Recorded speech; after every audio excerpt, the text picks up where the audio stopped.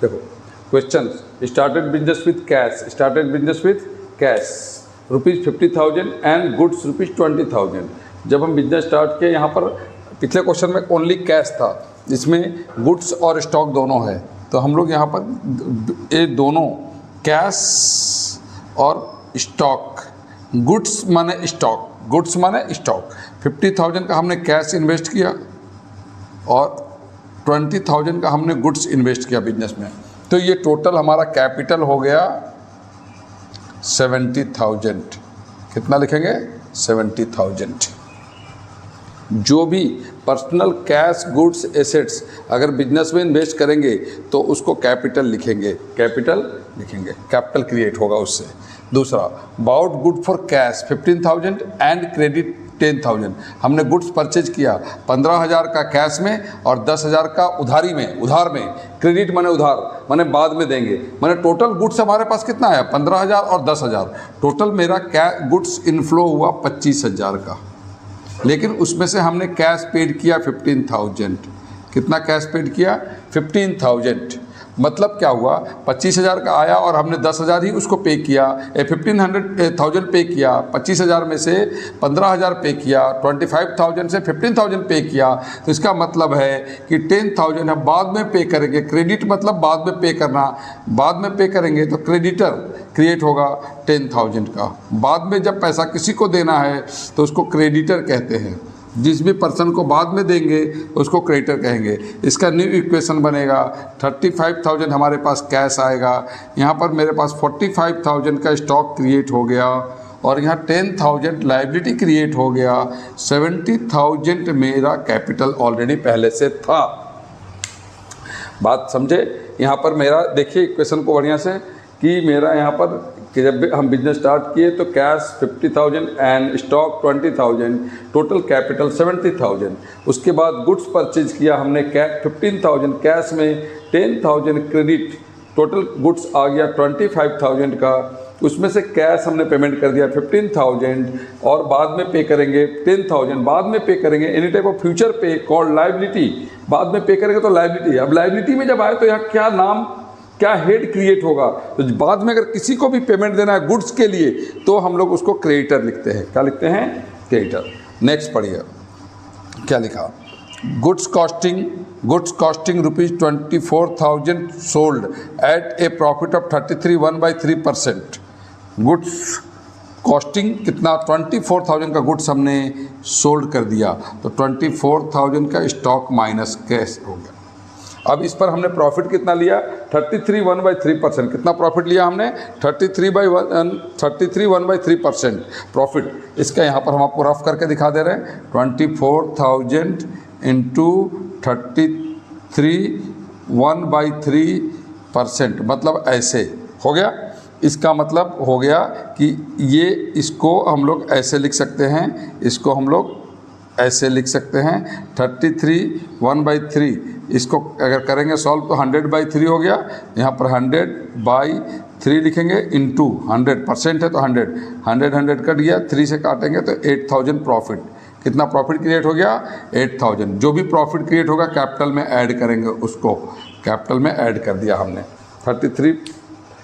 24,000 का 100/3 मैंने 33 1/3 का मतलब 100/3 हमने इसको निकाला तो 8,000 प्रॉफिट निकला। अब आ जाइए हमारा, ध्यान से समझिए बात को, यहाँ तक का मतलब हो गया। Goods costing ₹24,000 sold at A profit of 33 1/3%। Half of the payment receive in cash, आधा कैश में मिलेगा। पहले समझिए कि आपको मिलना कितना है, लेना कितना है। आपने 24,000 का गुड सोल्ड किया कॉस्टिंग, उस पर 8,000 प्रॉफिट लिया, मतलब आपको टोटल कितना मिलना है? 32,000 रुपीज़ आपको लेना है। आपने सोल्ड किया मतलब टोटल 24,000 का गुड्स, और अगर ये पूरा पैसा कैश में मिलता तो हम पूरा कैश में ऐड कर लेते, अगर नहीं मिलता तो हम यहाँ डेटर क्रिएट करते। यहाँ पर क्या बोला? Half the amount receive in cash, half the payment, जितना था उसका आधा, तो 32,000 का हाफ कितना होगा? 16,000 हमको कैश मिला, हम यहाँ प्लस कर लिया उसको, तो 32,000 में 16,000 हमको मिल गया, तो और बाद में कितना मिलेगा? बाद में जब किसी को देना है तो क्रेडिटर, और बाद में जब किसी से लेना है तो डेटर। बाद में जब किसी से लेना है तो हम लोग उसको डेटर लिखेंगे। क्या लिखेंगे? डेटर। कितना लेना है हमको? 16,000। एक नया डेटर क्रिएट हो गया। 16,000। देखिए फिर से समझिए, 24,000 का गुड्स आपका आउटफ्लो हुआ, बेच दिया आपने, बेच दिया, उस पर प्रॉफिट 8,000 आपको मिला। 24,000 इंटू 100, इसको हम लोग निकाले ना अभी, 24,000 इंटू 100/3 इंटू 100 ऐसे करके निकाले, 8,000 प्रॉफिट हुआ। 8,000 प्रॉफिट जोड़ दिया, हम यहाँ पर उसको सॉल्व किए। 24,000 में 8,000 प्रॉफिट का हमारा है, तो हमारा टोटल कितना हो गया? 32,000। 32,000 हमको कस्टमर से लेना है, लेकिन वो क्या बोल रहा है customer? Half the payment receive in cash. उससे आधा पैसा ही मेरे को मिला। उससे कितना मिला मेरे को? आधा पैसा ही मिला। आधा पैसा जब मिला तो 32,000 का हाफ कितना होगा? 16,000 कैश में आ जाएगा और 16,000 बाद में लेंगे। बाद में जिससे लेना है, ये मेन टॉपिक है कि हेड क्या क्रिएट होगा। बाद में जब जिससे लेना है उसको डेटर बोलते हैं, बाद में जिसको देना है उसको क्रेडिटर बोलते हैं। फ्यूचर पेमेंट को future payment received called debtor, future payment paid called creditor. यहाँ पर कुछ नहीं हुआ, डैश। इसका एक न्यू इक्वेशन हमारा निकलेगा। इसका एक हमारा न्यू इक्वेशन निकलेगा। न्यू इक्वेशन में हमारा होगा यहाँ पर 35,000 प्लस 16,000 इजिकल टू 51,000। यहाँ पर 45,000 माइनस 25,000 इजिकल टू 21,000 प्लस 16,000। ये हो गया। यहाँ पर आइए, 10,000 का आपका क्रेडिटर है और आपका 78,000 का आपका कैपिटल हो गया। प्रॉफिट हुआ तो कैपिटल इंक्रीज करेगा। कैपिटल में हम लोग कुछ भी तब जोड़ेंगे या घटाएंगे जब मेरा प्रॉफिट या लॉस होगा, एक्सपेंसेस या इनकम होगा, तभी हम लोग यहाँ पर जोड़ेंगे या घटाएंगे। प्रॉफिट होगा तो जोड़ेंगे, लॉस होगा तो घटाएंगे, उसी तरह इनकम होगा तो जोड़ेंगे और एक्सपेंसेस होगा तो घटाएंगे, इस तरह से। चलिए, ये हो गया आपका, इसको मिटा देते हैं। ये समझ गए आप। नेक्स्ट आइए, अगला क्या लिखा है?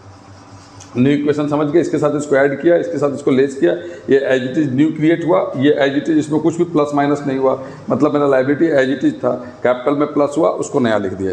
इसके बाद आइए फर्नीचर परचेज। फर्नीचर परचेज, यहाँ पर परचेज फर्नीचर, यहाँ परचेज गुड्स, यहाँ पर परचेज फर्नीचर एसेट्स है।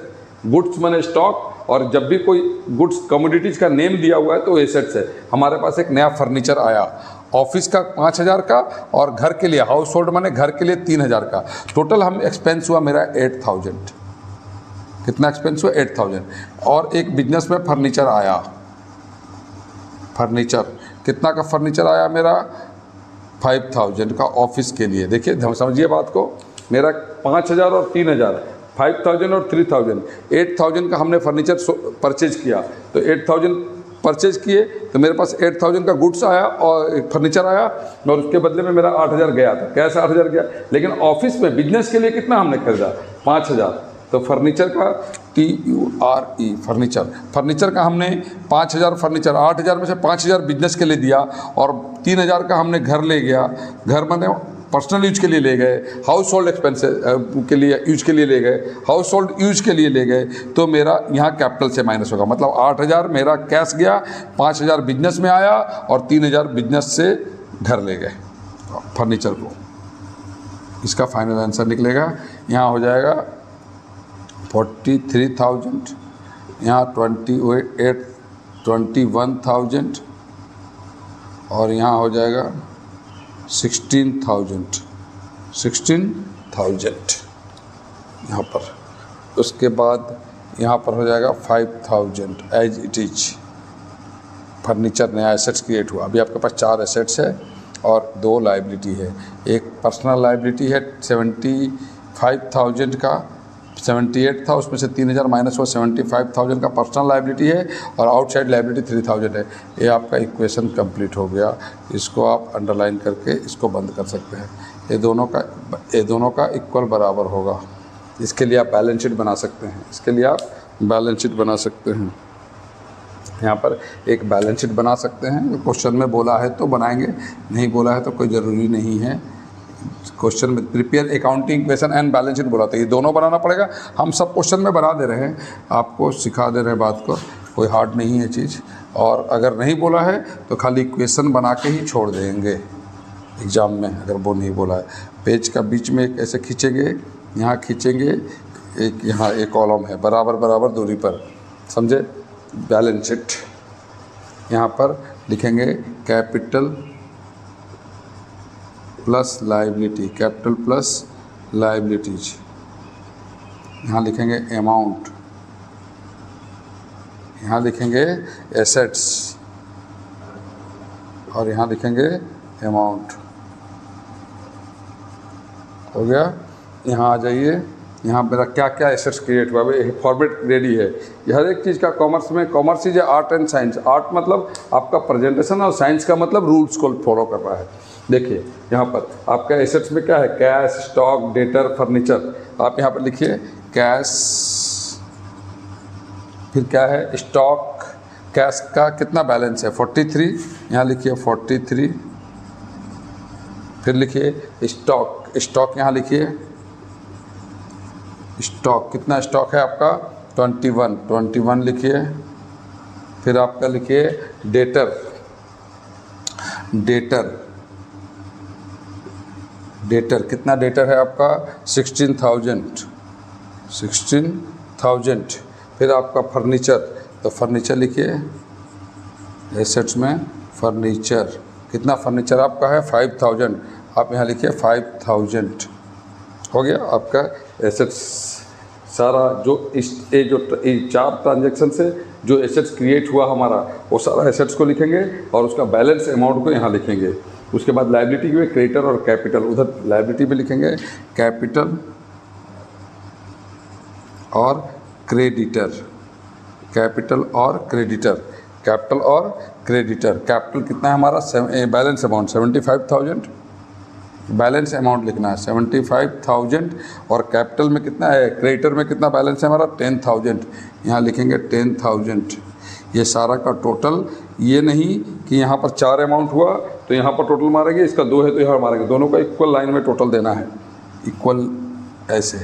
तो यहाँ पर मेरा टोटल हो गया 85,000, कितना हो गया 85,000, और यहाँ भी हो गया मेरा 85,000। टोटल दोनों तरफ टैली होना चाहिए 24, ठीक है।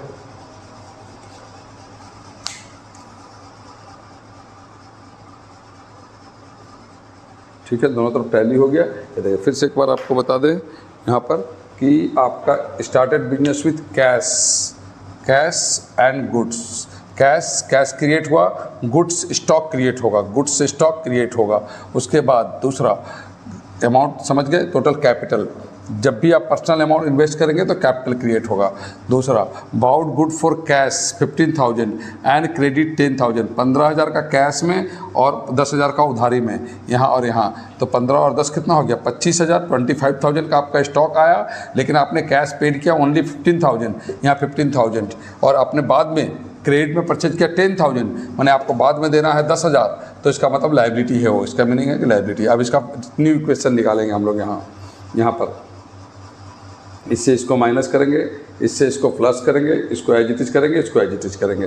फिर आइए ये वाला देखिए, goods costing 24,000, goods costing 24,000 sold at A profit of 33 1/3%, half payment receive in cash. 24,000 का गुड्स मेरा गया, ये माइनस हो गया, ये माइनस हुआ, उसमें से 33 1/3% प्रॉफिट होगा। 24,000 फिर एक बार बता दे रहे हैं का 33 1/3% का मतलब है 100/3, 100/3 इंटू परसेंट है तो नीचे 100 कट गया, यहाँ पर 8,000 आ गया, मेरा प्रॉफिट हो गया 8,000। ये वाला प्रॉफिट हो गया 8,000, ये इसके लिए प्रॉफिट 8,000। 24,000 का गुड्स गया, 8,000 प्रॉफिट निकला, 8,000 हमने कैपिटल में ऐड कर दिया। प्रॉफिट या लॉस, प्रॉफिट होगा तो कैपिटल में ऐड होगा और लॉस होगा तो कैपिटल में माइनस होगा। यहाँ पर हमने प्रॉफिट में ऐड कर दिया 8,000, तो मेरा 24,000 और 8,000 32,000, 32,000 रुपीज़ हमको लेना है। हमने 32,000 कस्टमर को सेल किया, जिसमें से हाफ पेमेंट रिसीव, 32,000 का हाफ कितना होगा 16,000 कैश मिला, तो इसका मतलब 32,000 लेना है और 16,000 कैश मिला, तो और बाकी का 16,000 कहाँ गया, तो बाकी का 16,000 बाद में मिलेगा। बाद में जिससे लेना है उसको डेटर कहते हैं, सब बहुत ध्यान दीजिएगा। बाद में जिसको पैसा देना है उसको क्रेडिटर, और बाद में जिससे लेना है उसको डेटर। देना है मतलब पेड क्रेडिटर और receive debtor, future future paid, future receipt, ये हो गया। आइए यहाँ ख़त्म। उसके बाद आइए इसका एज इट इज करेंगे न्यू इक्वेशन, इसमें इसको प्लस करेंगे माइनस करेंगे, एज इट इज इस पर प्लस करके ए वाला आ गया। उसके बाद यहाँ बोला परचेज फर्नीचर, गुड्स नहीं फर्नीचर, गुड्स माने स्टॉक, बाकी कोई भी फर्नीचर, मशीन, बिल्डिंग अगर कुछ भी परचेज करेंगे तो वो एक नया एसेट क्रिएट होगा। यहाँ एसेट क्रिएट हो गया। Furniture for office use 5000 and domestic use 3। Domestic use मतलब ड्राइंग्स, डोमेस्टिक यूज का इसका मतलब है ड्राइंग्स। क्या है? ड्राइंग्स। 3000 का हमने ड्राइंग्स किया, तो टोटल बिजनेस से 8000 का पैसा निकला, कैश निकला, लेकिन बिजनेस में आया 5000, तो 3000 इसका मतलब ड्राइंग्स हो गया। कैपिटल से माइनस होगा, कैपिटल में से जब हम पैसा डालेंगे तो कैपिटल बढ़ेगा। और पर्सनल हाउस होल्ड, हाउस माने पर्सनल एक्सपेंसेस और पर्सनल अमाउंट इन्वेस्ट करेंगे बिजनेस में तो कैपिटल, और पर्सनल काम के लिए बिजनेस से यूज करेंगे तो ड्राइंग्स। यहाँ ड्राइंग्स हो गया है। इसका फाइनल आंसर हमने निकाल दिया। इससे इसको माइनस कर दिया, एज इट इज इसको इससे माइनस करके वाला आया। अब ये पूरा ट्रांजैक्शन के साथ आपका जो जो एसेट्स क्रिएट हुआ उसको एसेट साइड में हमने शो कर दिया, और ये 4 एसेट्स 1 2 3 4, और यहाँ बैलेंस अमाउंट उसका यहाँ पर शो किया। टोटल इसका 85 आया।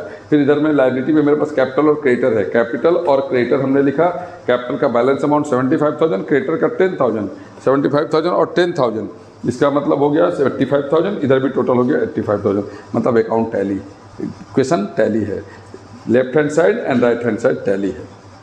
इधर से इधर लिखना है लायबिलिटी, इधर से इधर लिखना है। चलिए।